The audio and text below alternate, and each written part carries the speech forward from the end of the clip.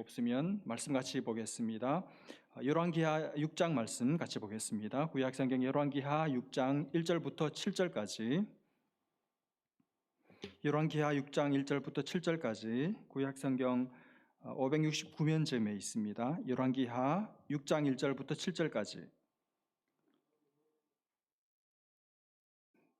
열왕기하 6장 1절부터 7절까지 말씀 찾으셔서 저와 여러분이 한 절씩 교독하고 마지막 7절 말씀은 같이 읽겠습니다. 6장 1절부터 7절까지 1절 말씀 제가 먼저 읽습니다. 선지자의 제자들이 엘리사에게 이르되 보소서, 우리가 당신과 함께 거주하는 이곳이 우리에게는 좁으니 우리가 요단으로 가서 거기서 각각 한 제목을 가져다가 그곳에 우리가 거주할 처소를 세우사이다 하니, 엘리사가 이르되 가라 하는지라. 그 하나가 이르되 청하건대 당신도 종들과 함께 하소서 하니, 엘리사가 이르되 내가 가리라 하고 드디어 그들과 함께 가니라. 무리가 요단에 이르러 나무를 베더니 한 사람이 나무를 벨 때에 쇠도끼가 물에 떨어진지라. 이에 외쳐 이르되 아 내 주여, 이는 빌려온 것이니이다 하니, 하나님의 사람이 이르되 어디 빠졌느냐 하매 그곳을 보이는지라. 엘리사가 나뭇가지를 베어 물에 던져 쇠도끼를 떠오르게 하고, 같이 봅니다. 이르되 너는 그것을 집으라 하니 그 사람이 손을 내밀어 그것을 집으니라. 아멘. 여러분, 방금 이 말씀을 읽으셨는데 읽고 나서 느낌이 어떠세요? 어떤 생각이 제일 먼저 드셨습니까? 이거 금도끼 은도끼 이야기하고 비슷하네, 이런 생각이 먼저 드셨을 것 같고, 또 하나는 아니 도끼를 잃어버렸다가 그걸 떠오르게 해서 찾았다 하는 이 이야기가 이게 뭐 그리 대단한 일이라고 뭐 이런 거를 성경에다가 기록을 해 놓았나, 그런 생각 혹시 드시지 않으셨습니까? 여러분, 사실 이 엘리사 선지자가 오늘 본문 앞까지 여러 대단한 일들, 여러 대단한 기적들을 많이 베풀었거든요. 거기에 비하면 오늘 나오는 이 이야기는 너무 시시해 보여요. 굳이 이런 이야기를 성경에다가 기록할 필요가 있을까 하는 그런 생각이 듭니다. 그런데 일단 우리가 알고 있는 그 금도끼 은도끼 이야기하고 내용이 많이 다르죠. 당연히 주는 메시지도 다릅니다. 또 하나, 너무 사소하고 그리고 시시한 이야기 아닌가, 이런 생각 사실 맞습니다. 그 생각이 맞아요. 사실 시시해 보이는 이야기가 맞습니다. 상대적으로. 여러분, 지금까지 엘리사 선지자가 한 일들은 오늘 본문의 이야기와 비교해 볼 때 굉장히 대단한 기적들이었습니다.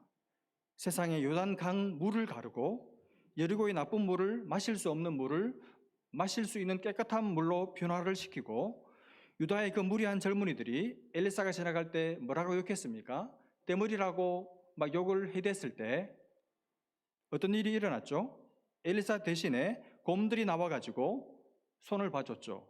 그런 일도 있었고, 그리고 광야에서 물이 없어서 죽어가는 이스라엘 이 군대에게 물을 공급해주고, 또 가난한 과부 가정에 그 기름병 하나를 가지고 풍성하게 만들고, 또 자식이 없는 수냄 여자에게 아들을 낳게 도와주고, 그 애지중지 금지옥엽 그 아들이 그만 죽어버렸을 때 그 죽은 아들을 살려내기도 하고, 독이 든 국을 먹을 수 있도록 만들고, 빵 20개로 100명의 사람들을 먹이고, 또 바로 앞장 5장에 보면 나만 장군의 그 한센병을 고쳐주기도 하고.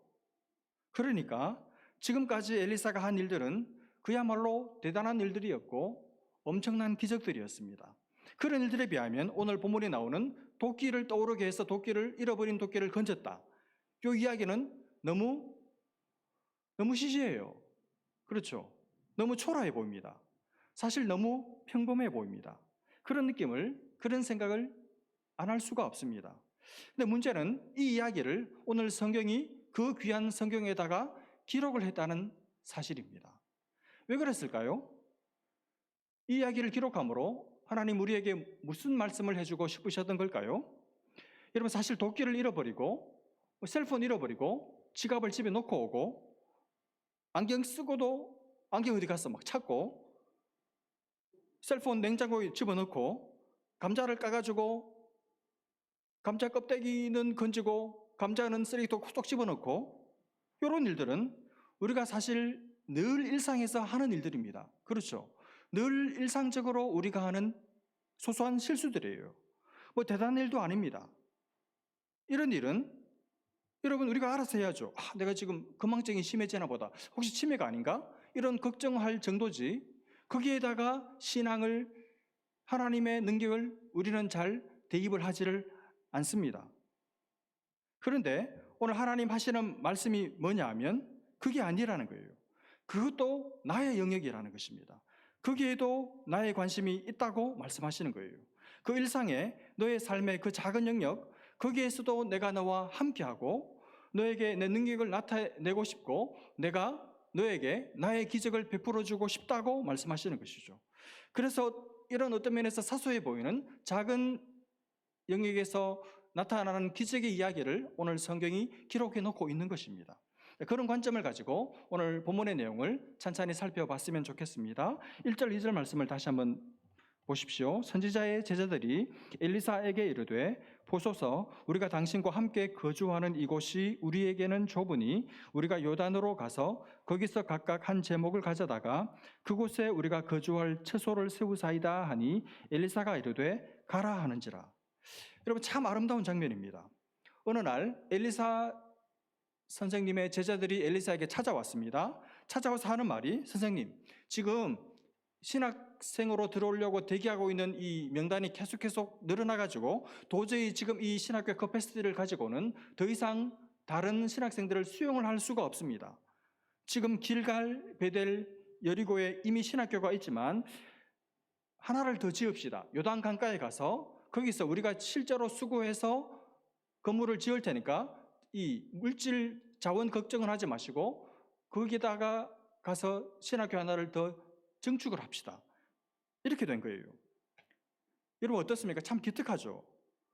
몰려오는 신학생들을 더 수용을 하고 싶어서 건물을 다른 데서 더 지을 생각을 했고, 그리고 그 드는 비용을 절감하기 위해서 자기들이 손수 직접 나무를 패가지고 비용을 절감해서 헌신해서 이 건물을 짓겠다고 말하면서 허락해달라고 요청한 것입니다. 그러니까 엘리사가 별말 없이 짧게 대답합니다. 가라. 뭡니까? 허락이죠. 허락이 떨어졌습니다. 근데 재밌는 게 그 다음 제자들의 반응이에요. 여러분, 허락이 떨어졌습니다. 선생님이 가라 그랬어요. 그러면 가면 되잖아요. 가서 자기들이 처음에 계획했던 대로 새로운 건물을 증축하면 됩니다. 그런데 안 가요. 가지 않고 제자 중에 하나가 엘리사 선지자에게 한 가지 요청을 합니다. 그게 3절입니다. 그 하나가 이르되 청하건대 당신도 종들과 함께 하소서. 당신도 종들과 함께 하소서. 이렇게 요청합니다. 뭡니까? 선생님 같이 가자는 거예요. 동행을 요청합니다. 동행해 달라는 것이죠. 여러분, 이게 특이한 점입니다. 그 요청을 듣고 엘리사는 또 허락을 하고, 그래서 이제 스승과 제자들이 같이 이 길을 떠나게 됩니다. 여러분, 왜 이 제자가 굳이 엘리사는 안 가도 될 것 같은데, 아니 엘리사가 가봐야 여러분 도움이 되겠습니까? 아무래도 자기들보다 나이도 많고 그리고 목수 출신도 아니니까 실질적인 도움도 주지도 못할 사람인 것이 틀림이 없는데, 별로 일을 잘할 것 같지도 않은데 굳이 안 가도 될 것 같은 스승을 왜 같이 가자고 동행을 요청했을까요? 왜냐하면 이 제자는 엘리사의 동행을 요청함으로 실제로는 엘리사의 하나님과 동행을 요청한 거예요. 엘리사와 함께 하시는 하나님께서 지금 이 길에 자기들과 함께 동행해 주시기를 요청한 것입니다. 그래서 엘리사 보고 같이 가자고 요청을 한 거예요. 여러분, 제자들은 평상시에 봤습니다. 제자들은 평상시 스승의 모습을 보고 알았어요. 스승 엘리사가 하나님의 사람이라는 것을, 하나님께서 함께 하시는 사람이라는 것을, 하나님의 능력이 엘리사와 함께 한다는 것을 제자들은 보고 알았습니다. 그래서 사실은 엘리사의 하나님과 동행하고 싶었던 것이죠. 그래서 굳이 안 가도 될 것 같은 엘리사로 하여금 굳이 같이 가자고 동행해 달라고 요청했던 것입니다. 동행의 요청. 우리끼리만 갈 수 없습니다. 우리끼리 가게 내버려 두지 마십시오. 같이 가시죠.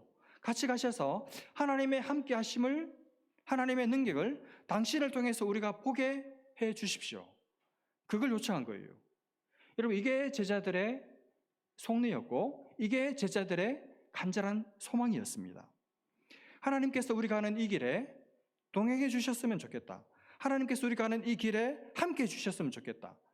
여러분, 제자들의 마음 중심에는 어떤 면에서 건물을 짓는 것보다 하나님과 함께 하고 싶은, 하나님과 함께 가고 싶은, 하나님과 함께 이 일을 이루어내고 싶은, 하나님과 동행하고 싶은 그 마음이 훨씬 더 컸습니다. 그래서 굳이 안 꺼내도 될 것 같은 말을 꺼내어서 스승에게 요청했던 것이죠. 여러분, 엘리사의 반응이 오늘 본문에는 안 나오는데, 그래서 정확히 알 길은 없지만 저는 제자들이 그렇게 자기가 같이 가주기를 요청했을 때 엘리사의 마음이 흐뭇했을 것 같아요. 마음이 뿌듯하고 그리고 마음에 기쁨이 있었을 것 같습니다. 야, 제대로 배웠구나. 얘들이 지금 핵심을 아는구나. 핵심을 찌르는구나.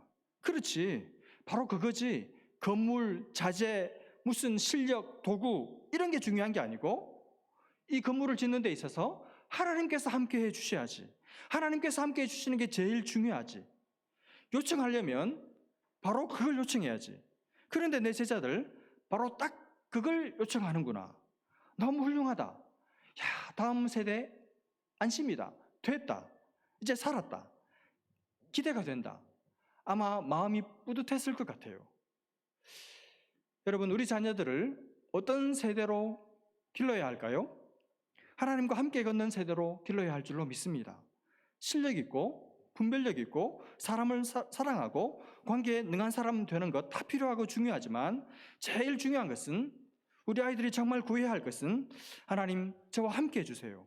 저와 같이 가주세요. 저와 동행해 주세요. 여러분, 이 고백이 아닐까요? 이 고백을, 이 요청을 중심에서부터 하는, 그래서 하나님께서 세상 끝날까지 함께 하시고 동행하시는 그런 자녀들을 키우고 이런 자녀들로 자라날 수 있기를 주님의 이름으로 축복합니다. 이제 스승과 제자들이 함께 떠납니다. 4절, 드디어 그들과 함께 가니라 무리가 요단에 이르러 나무를 베더니. 이제 작업이 시작됐습니다. 근데 갑자기 불의에 예상치 못한 사고가 터졌어요. 5절, 한 사람이 나무를 벨 때 쇠도끼가 물에 떨어진지라 이에 외쳐 이르되 아 내 주여 이는 빌려온 것이니이다 하니.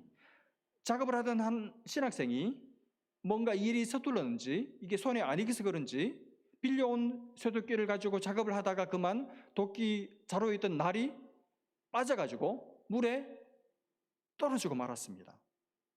여러분, 금도끼, 은도끼, 쇠도끼 이야기 아시죠? 거기 보면 그 쇠도끼는 비싼 도끼가 아니에요. 그야말로 녹슨 아주 싼 저렴한 쇠도끼입니다. 그렇죠. 그런데 지금 이 당시 이 쇠도끼는 굉장히 고가의 비싼 농기구입니다. 그래서 아무나 가질 수 없었어요. 그래서 지금 이 공사를 할 때 이 신학생이 빌려왔다 그랬잖아요. 왜 빌려왔습니까? 자기들에게 없었으니까요. 근데 바로 그 빌려온 고가의 쇠도끼를 실수로 물에 빠뜨려 버린 거예요. 큰일이죠. 큰일이 났습니다. 이제 그야말로 낭패입니다. 이걸 건져내든지 아니면 못 건져내면 배상을 하든지, 배상도 못하면 빌려준 그 사람에게 종으로 팔려서 종살이를 해야 할 판입니다. 아주 입장이 곤란해지게 되었습니다. 그런데 여러분, 이건 지금 실수잖아요. 실수. 그렇죠. 의도적으로 고의로 물에 빠뜨린 게 아니고 실수한 거잖아요. 이건 틀림없는 실수인데 문제는 이 실수가 가져온, 불러온 결과가 너무나도 엄청나게 파장이 커져버렸다는 데 있습니다. 그렇죠. 이걸 어떻게 합니까? 당황한 이 신학생, 이제 나 끝장이다 하고 막 바닥에 주저앉아가지고 대성통곡을 하기 시작합니다. 여러분, 얼마나 걱정이 됐겠어요. 갚을 길이 없는데, 찾을 길도 없고 배상할 길도 없고 종살이는 할 수 없고, 그러니 얼마나 걱정이 됐겠습니까? 그리고 억울한 생각도 들었겠죠. 아니, 남들이 하지 않는 일을 자기가 자원해서 그 집에 가서 안 빌려주려고 하는 것을, 그 비싼 것을 사정해가지고 겨우 빌려온 거잖아요. 남들이 안 한 수고를 한 열심히 특심 있는 신학생입니다. 그것도 자기를 위해서 한 것도 아니고 신학을 짓기 위해서 하나님의 일을 열심히 한다고 하다 보니까 이 실수를 한 거예요. 열심히 한다고 했는데 이런 일이 생겼으니 억울한 생각도 들었을 것입니다. 그리고 하나님께도 원망하는 마음이 들었겠죠. 아니 하나님, 이거 지금 저조라고 이 일을 하는 겁니까? 다 하나님을 위해서 교회 짓느라고 신학교 증축공사를 하는 일을 하는데 제가 좀 이 수완이 모자라면 하나님 좀 도와주시지, 날아가려고 할 때 탁 막아주시지, 하나님 뭐 하셨습니까? 그거 하나 못 지켜주십니까? 이제 저 쫄딱 망했습니다. 신학생이고 뭐고 앞으로 목회 성공이고 뭐고 이제 저 인생 끝났습니다. 남의 종살이하게 그렇게 생겼습니다. 이게 뭡니까? 하나님을 향해서도 원망 불평이 생겼겠죠. 여러분, 작은 실수. 근데 작은 실수 하나로 엄청난 큰 어떤 손해를 자기도 입고 남들에게도 입히게 되었습니다. 여러분, 우리가 좋은 뜻으로 선한 마음을 가지고 하나님의 일을 하다가 우리가 뭐 큰 실수, 대단한 대형 사고는 잘 치지 않아요. 그렇죠? 그러나 가끔씩 주님의 일을 하다가 소소한 실수는 저지르죠. 우리가 손에 익지 않아 가지고 우리가 능숙하지 않아서 작은 실수는 많이 합니다. 교회를 섬기다가 어떤 일을 하다가 잘해 보려고 했는데 실수해요. 그렇죠? 근데 실수 대부분 그냥 봐주고 넘어갑니다. 별일 아닌 것으로 그냥 넘어갑니다. 그렇죠? 근데 어떤 때는 잘하려고 하다가 내가 실수했을 때 그게 그냥 넘어가지를 않고 이상하게 남들이 알고 그걸 가지고 문제 삼고, 그래서 이게 어마어마한 큰 파장을 일으켜서 공동체 전체의 어떤 이슈가 되고 문제화될 때가 있어요. 공동체에 어떤 큰 파장을 불러올 때가 있습니다. 그때 어쨌든 실수든 어쨌든 원인이 출발이 나니까 내가 다 홀랑 다 뒤집어 쓰죠. 그래서 나도 창피하고 나도 손해를 보고 다른 사람들도 공동체도 어려움에 빠뜨리게 될 때가 있습니다. 그때 참 곤란합니다. 실천하기도 곤란하고 마음 잡기도 힘들고 하나님 앞에도 참 이렇게 편안하게 나가지도 못하고 잘하려고 한 건데 고의가 아닌데 그렇게 됐단 말이에요. 꼭 이 쇠도끼 잃어버린 신학생 같아요. 자기가 어설퍼가지고 자기가 모자라서 실수했는데, 그런데 여러 사람들에게 피해가 가는 겁니다. 여러분, 이때 이 분위기가 어땠을까요? 다들 열심히 이제 각자 자기 업무를 하고 있는데 갑자기 동급생 하나가 막 소리를 치기 시작합니다. 비명에 가까운 소리를 쳐요. 막 울먹이면서 막 큰일 났다고? 그래, 무슨 일이냐? 그랬더니 토끼가 빠졌다고. 근데 어디 갔는지도 모르겠다고.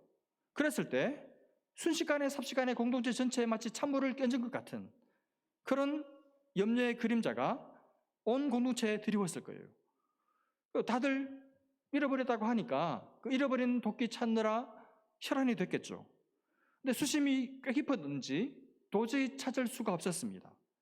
결국 못 찾게 되었을 때 누구에게로 원망의 화살이 돌아갔을까요? 굳이 그걸 빌려온, 그리고 자기가 그걸 들고 어설픈 자기 손으로 한번 해보겠다고 하다가 이 낭패를, 사단을 만들어낸 그 신학생에게 모든 비난의 화살이 돌아갔겠죠. 아마 속으로 그런 생각하는 신학생들도 있었을 거예요. 그 봐라, 그 비싼 소독기 뭐하러 빌려와? 그냥 우리끼리 하지. 괜히 그 비싼 소독기 빌려올 때부터 알아봤다. 기어이 그리고 자기가 하겠다고 하더니 그 봐라, 결국 바닥에 빠뜨려가지고 이 사단을 만든 거 봐. 속으로 이 신학생을 은근히 욕하는 사람들도 있었을지 몰라요. 그러니 자기가 한 실수로 먼저는 자기가 지금 공경에 빠지게 되었고, 그걸로 끝이 아니고 이 분위기 전체를 망쳐놓았고, 어쩌면 만약에 이 소독기 결국 만약에 끝까지 못 찾았다면 이 공사 뭐 어떻게 해서 끝은 낼 수는 있겠지만 굉장히 공사 기간이 생각보다 오래 지연되었을 거고, 그리고 공사 다 끝나고 나서 문책하지 않겠습니까? 잃어버린 도끼 어떻게 하냐, 이거 누가 변상하냐, 같이 공동 책임으로 하자. 그럼 우리가 얼마씩 돈을 내야 되냐, 그렇게 대책회의하면서 큰 소리도 오가고 언성도 높이고 그러다가 싸우고 감정 싸움도 하고 갈등하고 시비 걸고 탓하고 막 분위기가 엉망이 되면서 그러다가 어쩌면 함께 잘해보려고 공동체를 늘리려고 하다가 아예 공동체 자체가 깨떨어지는 그런 불상사도 생겼을지도 모를 일이죠. 무엇 때문입니까? 실수 때문이었습니다. 작은 실수 때문이었습니다. 자기가 한 작은 실수 때문에 이런 사태까지 가게 될 뻔했어요. 여러분, 이 이야기를 곰곰이 한번 생각해 보십시오. 이런 일이 안 일어나야 되겠지만 만약에 우리 공동체 안에서 또 여러분의 어떤 직장, 여러분의 어떤 가정 속에서 이런 일이 일어났다고 한번 상상해 보십시오. 여러분, 우리 중에 어떤 사람도 이 신학생처럼 실수할 수 있어요. 그렇죠. 왜냐하면 우리 모두 다 실수가 많은 사람들입니다. 아니, 우리는 솔직히 말하면 실수투성입니다. 여러분, 교회를 섬기면서 가정주부로 일하면서 자녀를 20년, 30년 양육한 부모님 여러분 자녀를 양육하면서 실수 안 했습니까? 2, 3년 자녀를 키워본 부모님들도 지나놓고 보니까 실수한 게 생각이 나시죠? 우리 다 실수해요. 잘해보려고 했는데, 열심히 하려고 잘해보려고 했는데 실수해요. 한 번쯤은 실수합니다. 우리가 다 실수 많은 사람들입니다. 근데 문제는 내가 한 실수, 내가 되돌릴 수 없어요. 내가 책임을 못 집니다. 지금 물에 빠져버렸는데 어떻게 건져냅니까? 못 건지죠. 돌이킬 수가 없어요. 회복이 불가능합니다. 그냥 그걸로 실수해서 망친 것으로 끝입니다. 그래서 우리는 후회하죠. 그리고 차가운 가슴을 쓸어내리죠. 그리고 섭섭하죠. 나 자신에게도 섭섭하고, 그리고 아무 도움도 안 부어주신 하나님께도 섭섭해요. 그러나 돌이킬 길이 없습니다. 상황은 이미 끝나버렸습니다. 여러분, 이 신학생, 이 불쌍한 신학생, 아니 열심히 있던 헌신적인 신학생, 그러나 지금 가장 불쌍해져 버린 이 신학생, 어떻게 하면 좋습니까? 얼마나 힘들었을까요? 얼마나 괴로웠을까요? 남들이 다 그냥 가만히 있을 때 혼자 찾아가서 애걸복걸해서 어렵게 빌려와서 열심히 하려고 했는데 빠져버리는 걸 어떻게 해요? 도끼날이 빠져버리고 물에 빠져서 건질 수 없게 된 이 상황, 자기가 전혀 의도한 바가 아닙니다. 그랬을 때 여러분, 엘리사에게 동행을 요청했다 그랬죠. 비로소 하나님의 사람 엘리사가 도움이 돼요. 여러분, 하나님은 우리의 실수 때문에 우리와 동행하시는 분이십니다. 우리의 실수를 만회하게 하시고 우리의 실수를 덮어주시고 우리의 실수를 해결하기 위해서 늘 동행하시는 분이 우리 하나님이시죠. 그때 이 난감해진 불쌍한 신학생이 스승의 하나님께 토로합니다. 주여, 내 주여, 저 어쩌면 좋습니까? 그렇게 요청했을 때 기적이 일어나요. 도저히 찾을 수 없을 것 같았던 도끼를 찾아내는 기적이 일어납니다. 어떻게 그런 일이 일어납니까? 6절을 보시면 하나님의 사람이 이르되 어디 빠졌느냐 하매 그곳을 보이는지라 엘리사가 나뭇가지를 베어 물에 던져 쇠도끼를 떠오르게 하고. 여러분, 이게 말이 됩니까? 나뭇가지를 던졌는데 쇠도끼가 물 위로 떠올려서 찾았대요. 여러분, 그렇게 하자 이렇게 누가 여러분이 말한다면 다들 내일 병원에 가보자 이렇게 말할지 몰라요. 중기의 법칙, 불의 법칙에 의하면 말이 되지 않습니다. 뭡니까? 하나님이 기적을 베풀어 주신 것이죠. 하나님의 능력이 나타난 것이죠. 하나님의 개입으로 이 신학생의 허물을, 실수를 덮어주신 겁니다. 여러분, 우리 다 실수해요. 근데 그 실수 내가 못 덮어요. 되돌릴 길이 없어요.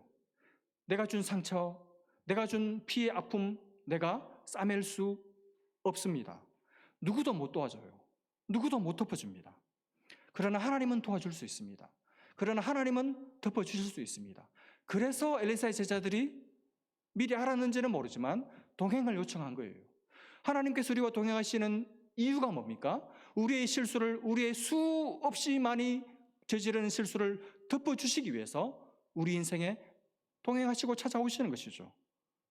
그래서 내가 저지른 실수를 분명히 고의는 아니지만 내가 엎질러 놓은 이 물을 하나님께서 이 나의 실수를 하나님의 능력을 나타내는 간증거리로 하나님의 기적의 표시로 하나님은 바꾸어 놓으세요. 내가 실수한 것을 하나님께 드릴 때, 내가 실수한 것을 하나님께 알릴 때 하나님은 그것을 실수로 내버려 두시지 않고 나의 실수를 하나님의 은혜로, 하나님의 능력으로, 하나님의 기적으로 바꾸어 놓는 분이신 줄로 믿습니다. 그래서 전에는 내가 실수한 것만 생각하면 가슴이 아프고 너무너무 미안하고 힘들었지만, 부끄러웠지만, 이제 하나님이 바꾸시고 나서는 그 내 실수를 바라볼 때마다 하나님의 능력, 하나님의 함께하심, 하나님의 기적, 하나님의 은혜가 생각이 나요. 그래서 더 하나님의 은혜를, 더 하나님의 능력을 일상 가운데서 사모하게 만들어주는 매개로 변화되게 되는 것이죠. 여기서 한 가지, 지금 하나님께서 이 신학생에게 기적을 베푸시는데, 이 기적을 베풀 때 뭘 사용합니까? 멀리 있는 걸 사용하시지 않아요. 가까이 있는 것을 사용하셨습니다. 엘리사가 도끼를 물 위로 떠오르게 할 때 뭘 가지고 떠오르게 했습니까? 옆에 있던 나뭇가지였어요. 옆에 있던 나뭇가지를 사용하셨습니다. 여러분, 하나님은 우리에게 기적을 베푸실 때, 내 일상의 작은 실수를 만회하는 기적을 베푸실 때 하나님은 나와 멀리 떨어져 있는 사람을 사용하시지 않습니다. 내 가까이 있는 사람, 내 주변에 있는 것을 사용하셔서 내게 기적을 베푸십니다. 여러분, 내 가까이 있는 사람이 하나님께서 사용하시는 사람이에요. 내 주변에 있는 사람들이 나의 은인들입니다. 내 주변에 있는 사람들, 내 옆에 있는 사람이 나에게 귀인들이에요. 곁에 있는 사람들, 내 주변에 있는 사람들, 내 곁에 있는 사람을 여러분 귀하게, 소중하게 생각하시기 바랍니다. 여러분이 어려움을 당할 때, 하나님께서 여러분에게 어떤 능력을 베푸려고 하실 때 여러분 바로 옆 사람을 통해서 일하실 거예요. 그 사람을 통해서 능력이 올 것입니다. 그 사람이 하나님이 쓰시는 통로가 될 것입니다. 그래서 여러분, 제일 어리석은 사람이 옆에 있는 사람을 우습게 하는 사람, 제일 한심한 사람이 내 곁에 있는 가까이 있는 사람을 우습게 생각하는 사람입니다. 여러분의 가족, 여러분의 남편, 여러분의 아내, 교우들 귀하게 생각하시길 바랍니다. 그런 사람들을 우습게 하는 사람은 하나님의 기적의 통로를 내 발로 걷어차버리는 거예요. 결정적일 때 하나님의 천사가 되어줄 줄로 믿습니다. 마지막 7절 말씀을 보십시오. 이르되 너는 그것을 집으라 하니 그 사람이 손을 내밀어 그것을 집으니라. 여러분, 사실 하나님은 내 삶 속에서, 내 일상의 삶 속에서 소소한 부분에서 많이 도와주십니다. 많이 능력을 베푸시고 기적을 수도 없이 늘 사실은 베풀어 주세요. 그런 하나님의 보호하심 때문에 우리가 날마다 살고 있는 것입니다. 근데 문제는 그걸 내가 내 손으로 취하지 않기 때문에 그냥 모르고 지나가요. 은혜를 주셨는데, 능력을 베푸셨는데, 하나님이 기가 막히게 기도에 응답하셨고 기적을 베푸셨는데 내가 내 손으로 안 쥐기 때문에, 잡지 않고 취하지 않기 때문에 모르고 그냥 지나가요. 내가 내 손으로 잡아야 합니다. 하나님의 기적을 내가 체험을 하고 이걸 보는 눈이 열려야 되고 깨달아야 합니다. 아, 이건 지금 내가 잘해서가 아니고 내가 한 실수인데 하나님께서 막아주셨구나, 하나님께서 베풀어 주신 기적이구나. 그걸 깨닫고 그걸 체험을 하고 내 손으로 잡아서 내 레코드북에 기록을 해놔야 돼요. 그럴 때 내 일상이, 내 이 평범한 일상이, 내 이 지루한 일상이, 내일부터 시작되는 이 벗어나고 싶은 이 지지부진한 이 일상이 하나님께서 일하시는 자리가 돼요. 하나님께서 나와 함께 하시는 자리, 하나님께서 역사하시는 자리, 하나님의 위대하심과 하나님의 선하심을 맛보는 자리, 그걸 깨닫게 되고, 그래서 내 일상이 평범이 아니라 이제는 비범함이 되고 일상의 위대함, 일상의 아름다움, 일상의 소중함, 일상의 찬란함을 깨닫고 노래하게 되고 일상 속에서 천국을 경험하게 됩니다. 여러분, 내일 또 월요일이 시작될 거예요. 숨 막히죠? 저도 숨 막혀요. 매일 스케줄이 있습니다. 대부분 싫은 스케줄입니다. 이렇게 말하면 안 되는데, 누구 만날 일이 있는데 만나고 싶은 분들도 있습니다. 참 짐 빠지게 하는 스케줄들이 많아요. 가고 싶지 않은 몇몇 모임들, 안 만났으면 하는데 꼭 만나자고 하는 사람들, 또 똑같은 일이 반복되겠죠. 밥하고 설거지하고 싸우고 똑같은 일이 반복되겠죠. 그러나 여러분, 이제는 지겨운 마음으로 그 일들을 하지 마시고 일상의 소중함, 일상의 위대함, 일상의 찬란함에 눈을 뜨시기를 바랍니다. 그 속에서 하나님의 함께하심을 느껴보시기를 바랍니다. 하나님의 도우심과 능력을 체험해 보시기를 바랍니다. 일상에 깃드는 하나님의 임재, 하나님의 늘 함께함으로 평범 속에서 비범함을 창조해내는 위대한 하나님의 사람들 다 되시기를 주님의 이름으로 축복합니다. 기도하겠습니다. 하나님 아버지의 은혜를 감사합니다. 우리의 일상 속에서 시시한 일들 속에서 함께 하시는 하나님을 경험하는 복된 교우들 다 되게 하여 주옵소서. 하나님께서 기적을 베푸실 때 내 가까이 있는 사람들을 통해서 기적을 베푸시는 줄 알고 곁에 있는 사람들을 소중히 여길 줄 아는 믿음의 사람들 되게 하여 주옵소서. 우리 자녀들 하나님과 함께하는, 하나님과의 동행을 사모하는 그런 자녀들로 자라갈 수 있도록 은혜를 베풀어 주옵소서. 믿고 감사하며 예수님의 이름으로 기도합니다. 아멘.